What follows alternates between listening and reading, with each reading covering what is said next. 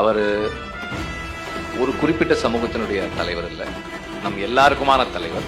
அதனுடைய வெளிப்பாடு தான் இந்த அங்கீகாரம். ஏன் அவரை நாம எல்லாருக்குமான தலைவரா சொல்றோம்னா, அவர் எப்போதுமே இன்க்ளூசிவ் பாலிடிக்ஸ் பேசுறவர். இன்க்ளூசிவிட்டி தான் ஒரு ஒரு ஒரு தேசிய இனத்தை ஒருமைப்படுத்தி அதற்கு எதிரான சக்திகளை வீழ்த்துவதற்கான முதல் படி. அவர்கிட்ட எனக்கு ரொம்ப பிடிச்சது என்னன்னா, தன்னுடைய எதிரி யார், நம்முடைய எதிரிகள் யார், எதிரிகளை வீழ்த்துவதற்கு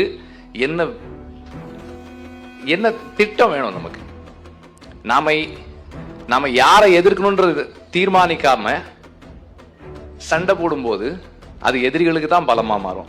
அவரு ரொம்ப தெளிவா பிரிவினைவாதத்திற்கு எதிரான நிலைப்பாடை எடுத்து, சனாதனத்திற்கு எதிரான நிலைப்பாடை எடுத்து, இந்த சூழலில் யாரை ஆதரிக்கணும் யாரை எதிர்க்கணும்ன்ற தெளிவோட செயல்படுறவர்.